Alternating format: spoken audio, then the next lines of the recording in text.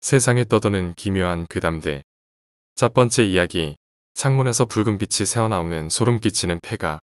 시골에 살고 있는 나와 가장 친한 친구 2명은 이제 막 대학교에 진학을 한 새내기들이다.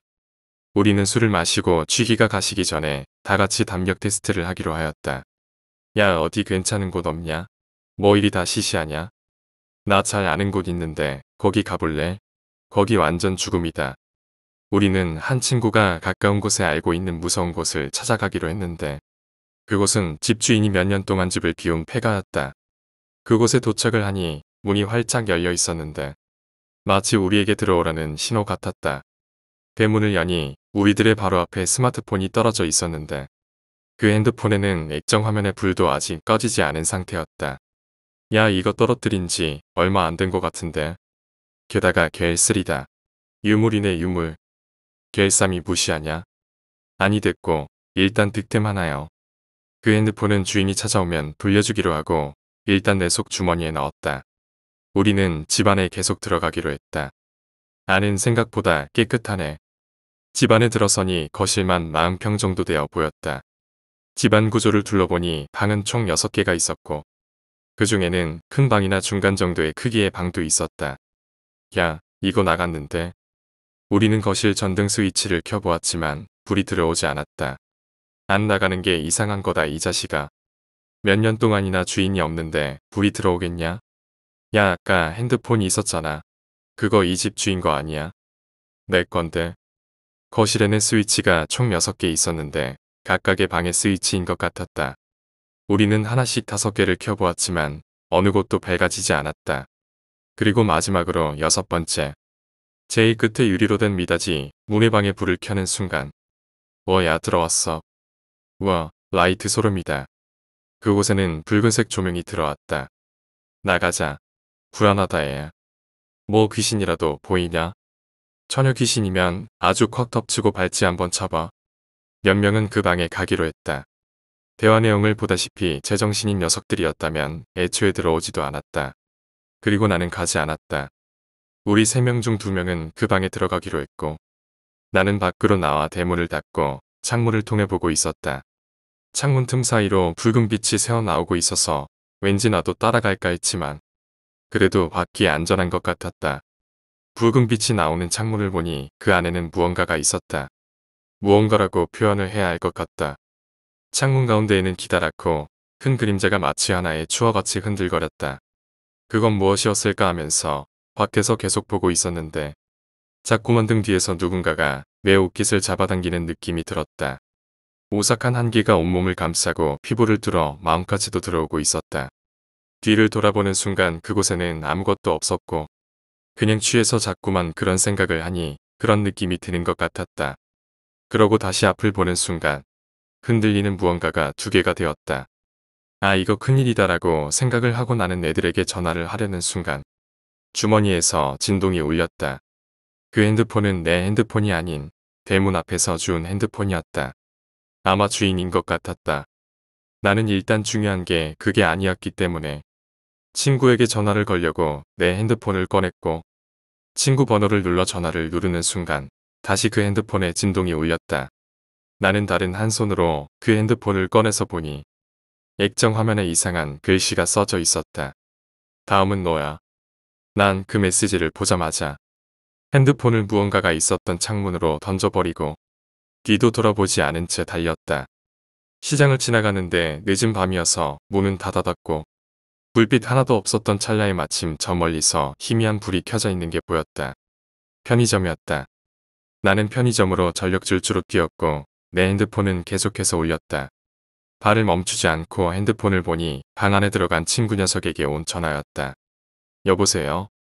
컥컥. 컥. 여보세요. 야, 말을 해. 뭐라는 거야? 나나 버리지 마. 친구 녀석은 자기를 버리지 말라고 하고는 말이 없었다. 전화를 끊지는 않았지만 발을 멈추지도 않았다.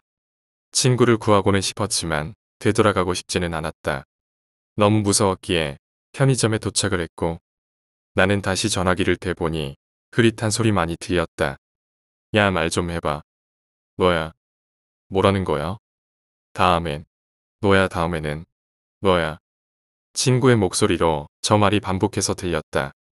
나는 일단 편의점에서 대충 아무거나 고르고 계산을 하러 가려는데 아르바이트생이 창고에서 정리를 하고 있었다. 저기요 계산이요. 한참을 기다려도 아르바이트생은 오지 않아서 아르바이트생을 불렀다. 네 잠시만요. 아르바이트생이 창고에서 나오려는 순간 쾅! 갑자기 창고 문이 닫혔다. 그리고 편의점의 전등에는 붉은 빛이 들어왔다. 두 번째 이야기, 외국인 아저씨. 내가 아직 초등학생이었던 무렵의 이야기이다. 근처에 살고 있던 우리 할아버지는 무역상을 하고 있어서 그 나이대로서는 드물게 영어에도 능숙하여 말을 잘하는 분이셨다. 또한 나이를 느끼지 못할 만큼 건강했고 나와 여동생은 어렸을 적부터 할아버지가 잘 데리고 놀아주었다. 여름방학이 되어 동생과 둘이서 할아버지 집으로 놀러가니 현관 앞에 남자 한 사람이 서 있었다. 할아버지 집의 현관문을 쭉 지켜보고 있는 모습이었다. 우리가 왠지 모르게 다가가기 어려워 조금 떨어졌더니 우리 상태를 보고 있던 것이 기억난다. 그러나 그 사람은 그 자리에서 한 걸음도 움직이려고 하지 않길래 우리는 그냥 신경 쓰지 않고 할아버지 집으로 들어갔다. 할아버지, 우리 왔어. 현관문을 열고 안으로 들어가다가 문득 뒤를 돌아보니 더 이상 외국인 남자의 모습은 보이지 않았다. 이상하게 생각한 나는 할아버지에게 밖에 외국인 아저씨가 있었어라고 말해 할아버지와 함께 확인하러 나갔지만 밖에는 아무도 없었다. 외국인 유령을 받거나 할아버지가 그렇게 말하고 외국의 괴담을 시작해서 나는 외국인 남자의 일을 금방 잊고 말았다. 저녁을 거기서 먹은 다음에 할아버지가 집까지 바래다 주었는데 우리는 그날 피곤했는지 푹 잠들었다. 그런 할아버지가 급성 신부전으로 돌아가신 것은 그날 밤이었다.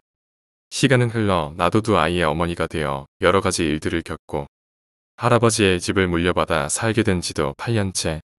그것은 바로 요 전날의 일이다. 할아버지의 유품을 정리하고 있는데 얘기가 한 권 나왔다. 아무렇지도 않게 있던 나는 얼굴빛이 변할 정도로 크게 놀랐다. 거기에는 이런 일이 기록되어 있었다. 관동 대지진 때 혼란스러운 시기. 일본에 머물고 있는 외국인이 우물에 독을 던졌다고 하는 유언비어가 흘렀다고 한다.